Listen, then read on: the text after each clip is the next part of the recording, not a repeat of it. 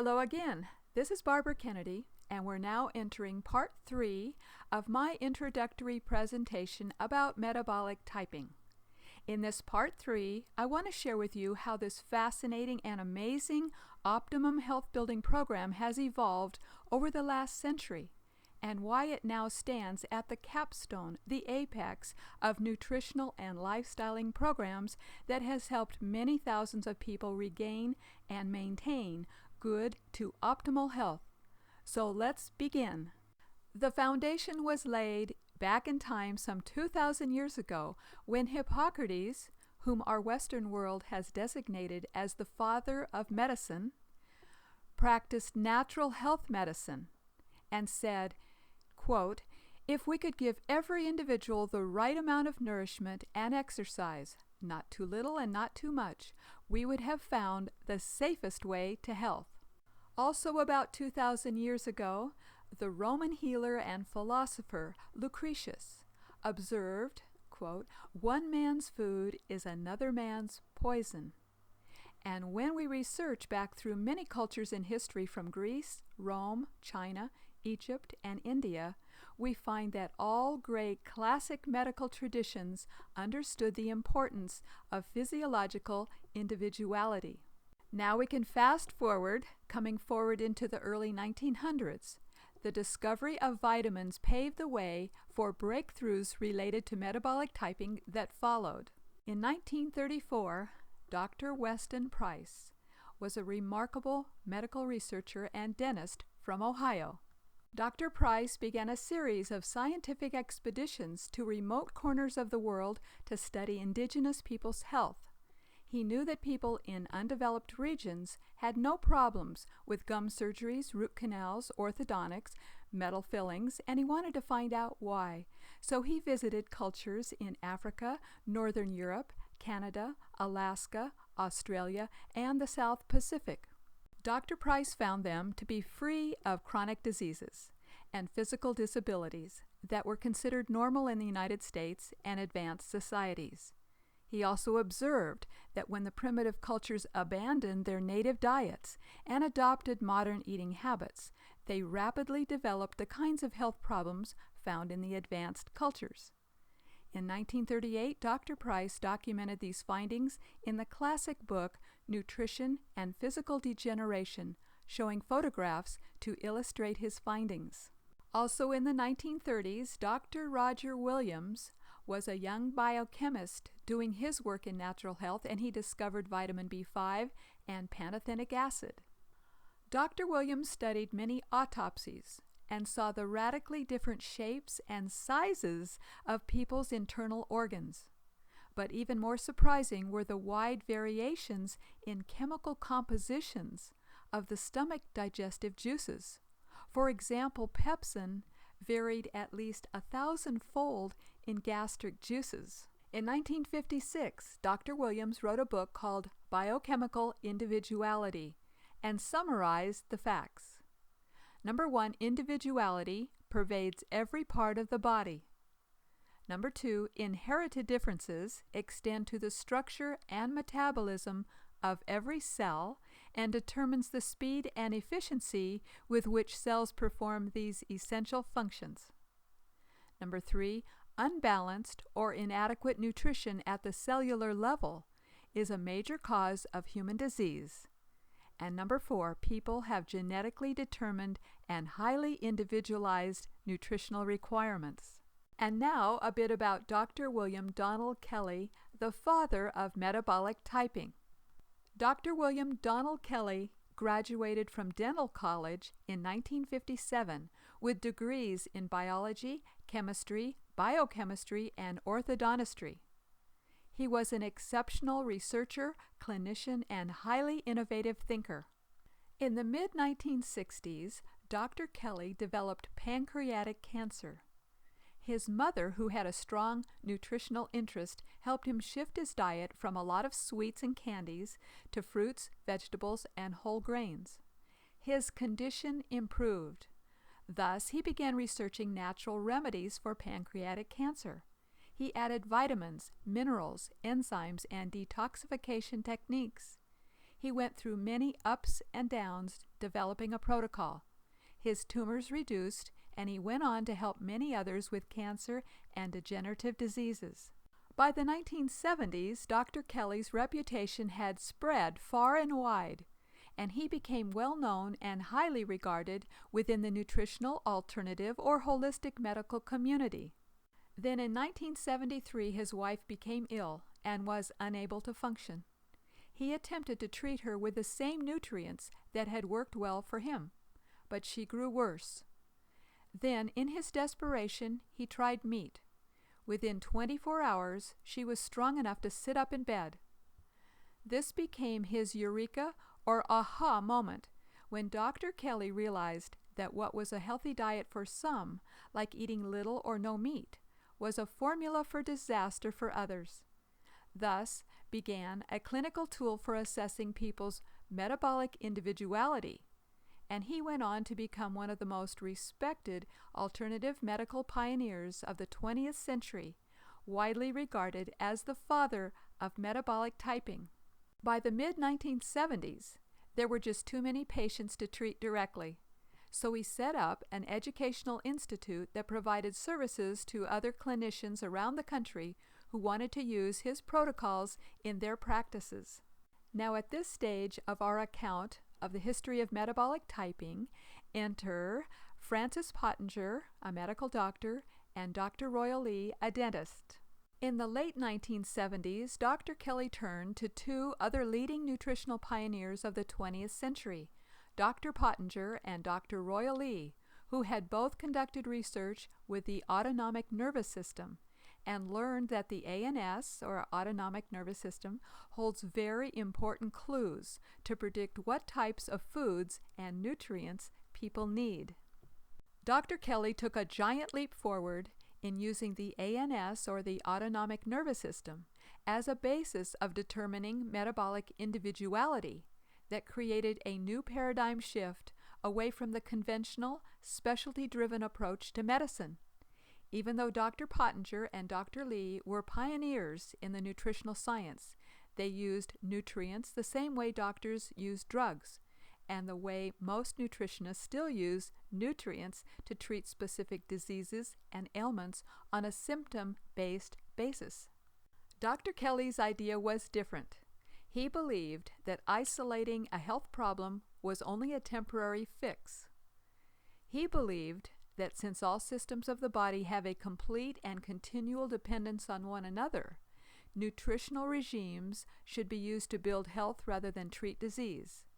He was more interested in feeding the body whatever raw materials it needed to create balance and efficiency at all levels within the body at the same time at the cellular, tissue, organ, glandular, and systemic levels. Dr. Kelly felt that if the body could be given everything it needed, the right foods in the right combinations of nutrients, it would then heal itself more effectively than any piecemeal regime. In the late 1970s, he was the first researcher to use the autonomic nervous system as the foundation for classifying people into metabolic categories or metabolic types, each at their own nutritional protocols to address varying degrees of metabolic imbalance. His program, with high patient compliance, was remarkably successful in resolving chronic health problems, including cardiovascular disease, diabetes, arthritis, and colitis. Dr. Kelly's reputation in this area surpassed just about everyone's. At this time enters William L. Walcott, who becomes Dr. Kelly's clinical assistant, and by 1980 heads up the International Health Institute.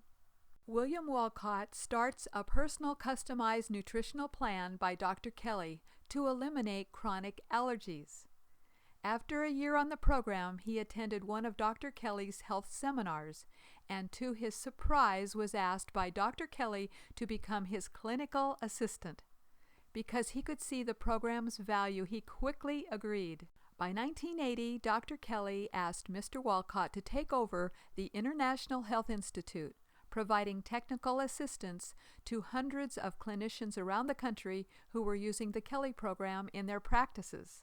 There were those hard-to-solve cases where people were just not responding, Dr. Kelly would collaborate with Mr. Walcott, and they would come up with adjustments that would turn the patient's health around. Sometimes, though, no matter what they tried, they couldn't produce any meaningful clinical results.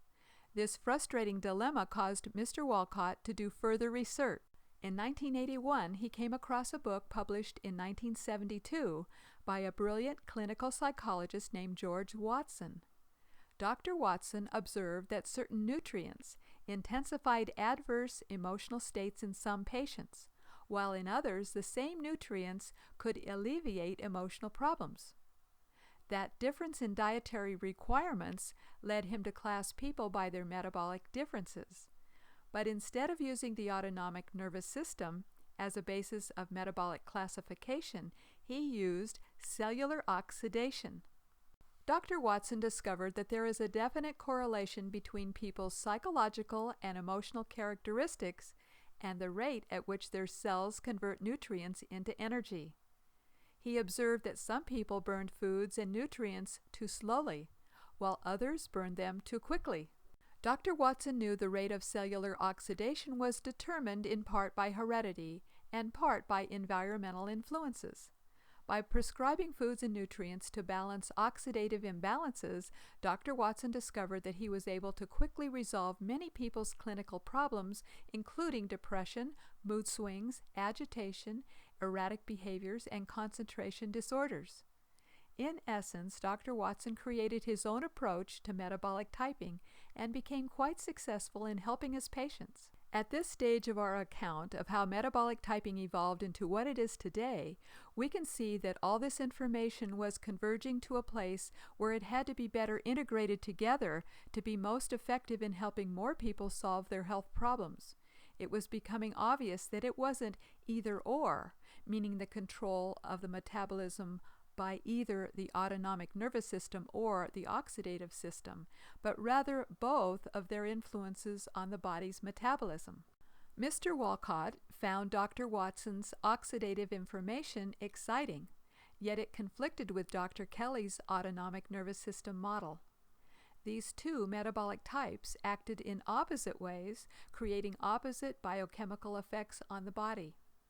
For example, potassium can be used to alter the body's pH balance by pushing it towards an acidic condition. But under Dr. Kelly's model, potassium produced an alkalinizing effect. In 1982, after studying and restudying Dr. Watson's research, Mr. Walcott came to see that both Dr. Kelly and Dr. Watson were right.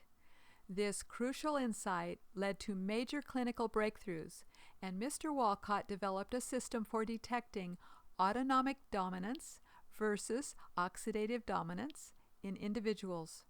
The results were quick and dramatic. This became the beginning of the next 10 years of piecing the biochemical puzzle together. Over the decades that followed, metabolic typing evolved from a one-dimensional process into a far more precise, multidimensional clinical technology that evaluates the 11 now known homeostatic control mechanisms that include the autonomic, the oxidative, the endocrine, the acid-alkaline, electrolyte, blood, constitutional, and neurotransmitter types. And now, I want to share with you a little bit about my history with metabolic typing. Back in the mid-'80s, when I was very young, I flew to Dallas for a week's intensive seminar given by Dr. William Kelly when his metabolic typing program was in its young stage of development. Back then, I had to answer 3,300 questions about my health, send in a blood and urine sample to be analyzed prior to attending the health seminar. When I arrived there, I received an extensive analysis report about my health and a recommended eating and supplement plan. At the time, my energy was low. I had recurring flus and didn't feel good, and I wanted and needed to feel great because I was starting a business for myself and I didn't have time to be sick and not feel good. So I followed this program religiously for several years and rebuilt my health. I felt very good. My energy levels went up. My nails grew stronger. People commented I looked much healthier and happier, and I didn't get the flu. Over the years that followed, I veered off metabolic typing as a nutritional program, never forgetting its great value. I became a serious student of nutrition and natural health. I studied and explored and experienced a lot of different nutritional and natural holistic health modalities, programs, and supplements. Some years ago, when I felt I had explored the many realms of nutrition, natural and holistic health to my satisfaction, I returned to check out metabolic typing and was pleasantly surprised and delighted that metabolic typing had grown up over the years, and I decided to become a certified advanced metabolic typing advisor. Then I began helping others learn the values of metabolic typing and following its health-building program. From my experience and perspective, metabolic typing is right up at the top of being the finest and the most dependable good health-building program available today. So I hope you can see, as I do, the incredible value that the metabolic typing program has for those sincerely wanting to find a tried-and-true, good to optimal health-building program. If you want to learn how to take your next step on the metabolic typing pathway, let's talk. Call me and we'll discuss how best for you to proceed. Thank you for your interest in learning more about metabolic typing. This is Barbara Kennedy, and I look forward to talking with you. You can call me 805-415-7251.